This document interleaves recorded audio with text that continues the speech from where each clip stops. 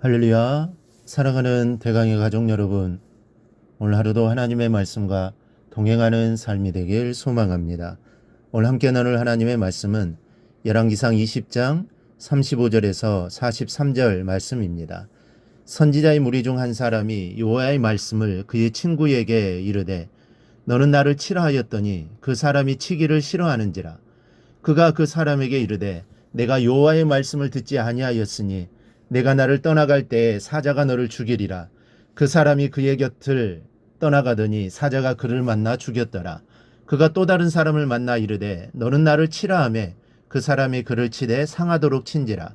선지자가 가서 수건으로 자기의 눈을 가리어 변장하고 길가에서 왕을 기다리다가 왕이 지나갈 때에 그가 소리질러 왕을 불러 이르되 종이 전장 가운데 나갔더니 한 사람이 돌이켜 어떤 사람을 끌고 내게로 와서 말하기를 이 사람을 지키라. 만일 그를 잃어버리면 내 생명으로 그의 생명을 대신하거나 그렇지 아니하면 내가 은 한 달란트를 내어야 하리라 하였거늘 종이 이리저리 이를 볼 동안에 그가 없어졌나이다.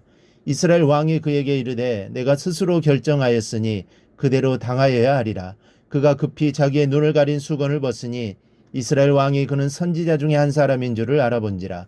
그가 왕께 아뢰되 여호와의 말씀이 내가 말하기로 작정한 사람을 내 손으로 놓았은즉 내 생명은 그의 목숨을 대신하고 내 백성은 그의 백성을 대신하리라 하셨나이다.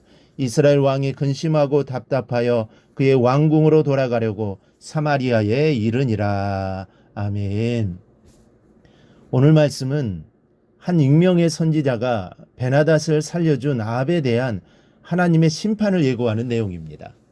근데 본문 가운데 나타나는 이 선지자의 행동은 조금 기이하게 보입니다. 그리고 이해하기도 어렵습니다.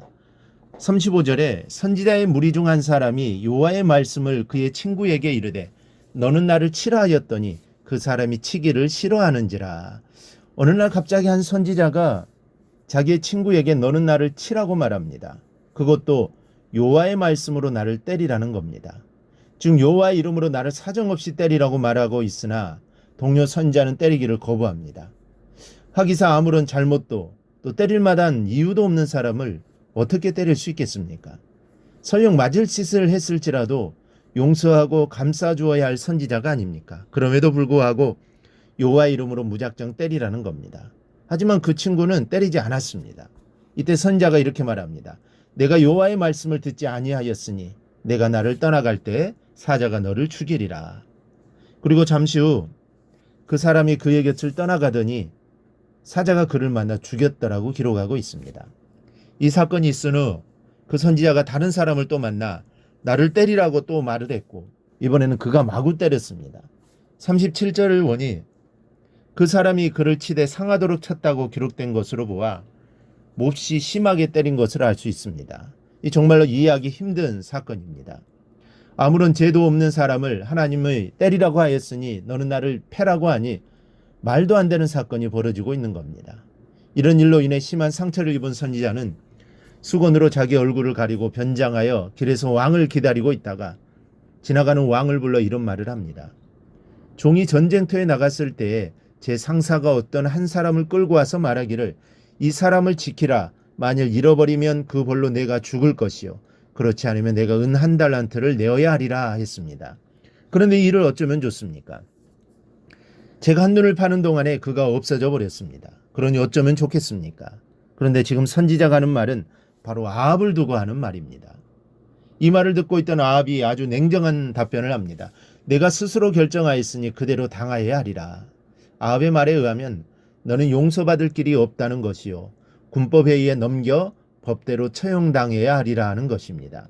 이때 선지자가 수건을 벗어버리고 아합을 향해 간담이 녹아내리는 책망을 합니다. 여호와의 말씀이 내가 멸하기로 작정한 사람을 내 손으로 놓았은즉 내 목숨은 그의 목숨을 대신하고 내 백성은 그의 백성을 대신하리라 하셨나이다. 내가 멸하기로 작정한 사람이란 아람 왕 베나닷을 말합니다. 즉 내가 죽이라고 명한 베나닷을 죽이지 않았으니 내가 너의 생명을 빼앗을 것이요 이스라엘 백성까지도 그냥 내버려두지 않겠다는 말씀입니다.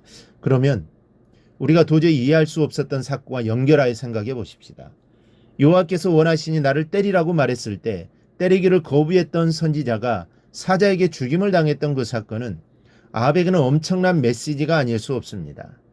제 아무리 선한 선자라 할지라도 하나님이 때리라고 명령하셨을 때 친구 선자를 때리지 않았다 이처럼 죽임을 당하게 되었으니 너 아합은 하나님이 때리라고 명하신 베나닷을 때리지 않았고 죽이라고 명한 베나닷을 죽이지 않고 거역하였으니 너는 더욱 심한 처형을 받아 마땅하다라는 뜻입니다.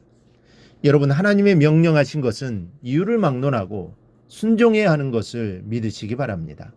사람의 말에는 예스나 노가 있을 수 있지만 하나님의 말씀에는 노가 있어서는 안 됩니다.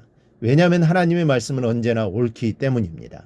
내 생각에는 아닌 것 같고 내 생각에는 내가 맞는 것 같지만 지나고 나서 보면 내 생각이 틀렸고 하나님의 말씀이 옳았다는 것을 알게 됩니다.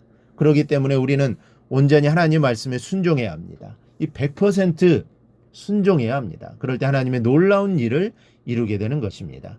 오늘 아합은 하나님 말씀에 온전히 순종하지 못함으로 하나님의 뜻을 이루지 못했습니다. 우리는 이러한 가오를 범하지 않고 늘 하나님 말씀에 순종하여 나를 통한 하나님의 놀라운 일들을 이루어 나가시기를 바랍니다. 그리고 하나님의 일에 귀하게 쓰임받는 믿음의 사람들이 다 되기를 주님의 이름으로 축원합니다. 오늘 묵상의 말씀을 굳게 잡고 삶으로 실천하며 살아내는 대강의 모든 성도들이 되기를 축복합니다.